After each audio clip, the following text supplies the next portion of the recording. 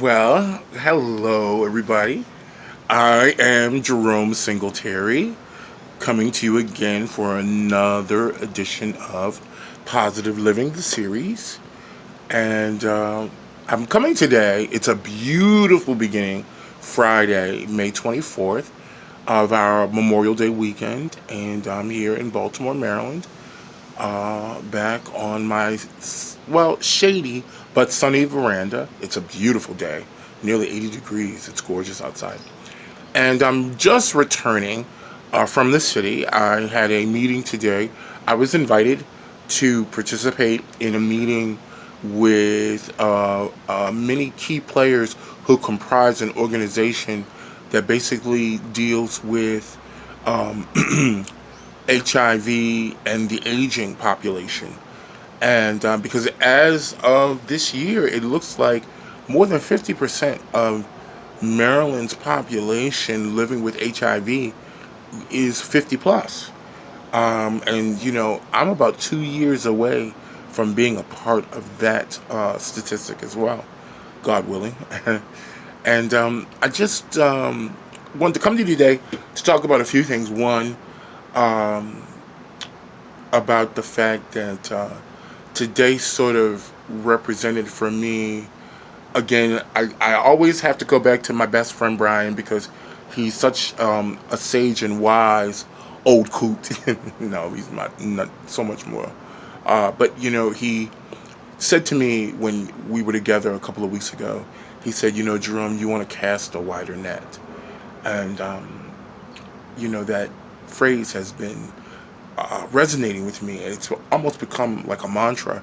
I say it several times a day. I've been posting it on my wall on Facebook. Those of you who have been checking me out on Facebook, I'm sure you've seen me mention cast a wider net. And it really does have to do with why I'm coming to you today, because today my participating in this meeting was a manifestation of my willingness to cast the wider net, to put myself into some unfamiliar situations, to be in new surroundings, experiencing new professional endeavors.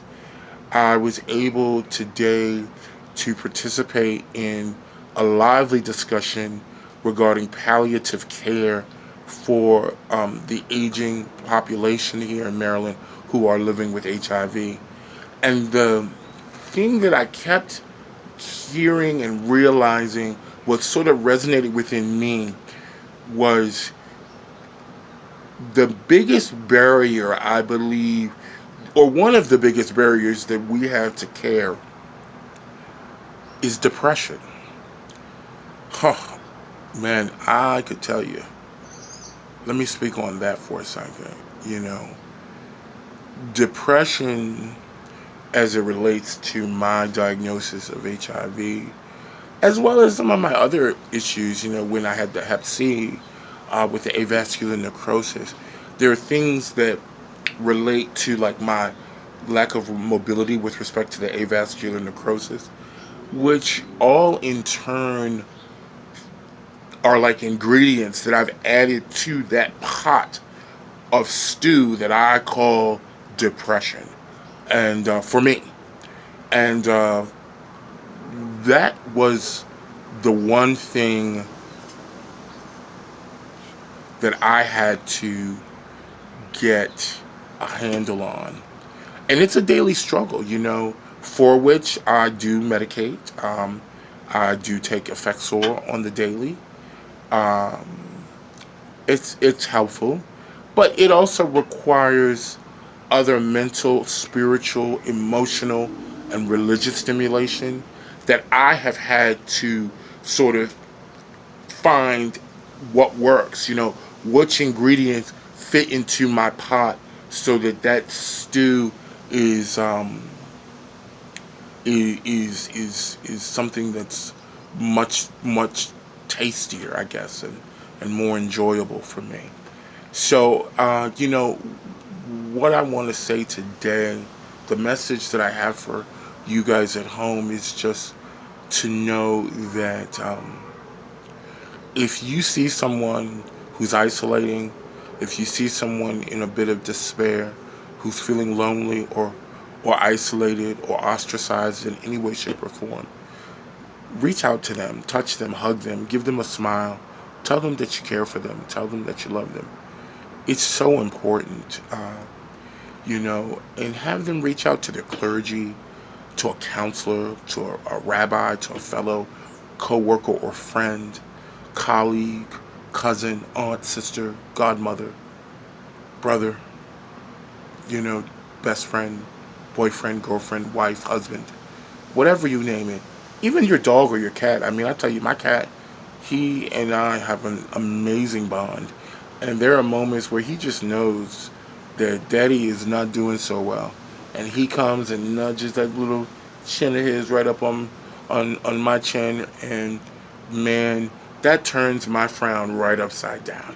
So I know that for myself, I avail myself of a therapist, a psychiatrist. I see my therapist 3 times a month, and for him, I am eternally grateful. And I journal, I walk when these legs and hips permit. I am eating better. I'm down almost 30 pounds since March, which I'm very excited about.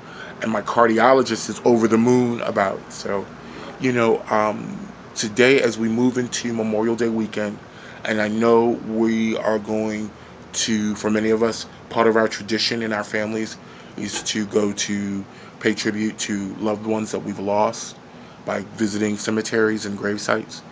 Um, Remember to reach out and pay attention to the people that are living, that are standing next to you, that are still breathing, that are still this side of transition, and help them put a smile on their face. Let them know that they're not alone. You're not alone. I'm here. You can always reach out to me. You can email me at positivetheseries@gmail.com. You can always call me. You can reach out to me via Facebook. I am here, and I'm always happy to listen and send you a smile and a hug and a virtual kiss, if that's what you require. It is absolutely my desire. So with that, I'm going to leave you for now. I will be back again shortly. As you know, 12 days and counting until the right hip replacement surgery day comes. And you'll be with me every step of that process. I will have you in the hospital with me. I won't have you in surgery because I won't be aware of surgery, but before, during, and after, well, before and after, we'll check in with each other, and I'll let you know how things are going. And but just be mindful that I might be a little bit of a bitch when I'm coming out of anesthesia, but I'll try not to let that impact my presentation. So until next time, I want each and every one of you to be blessed, stay blessed, and spread the blessings to your fellow neighbor, loved one, and partner. And I, your host, Jerome Singletary, am going to stay positive. And I want to thank you, Dorcas Baker, for the invitation to today's meeting. I look forward to working with you and the rest of the membership at OWell. And until next time, take care and stay positive, everybody.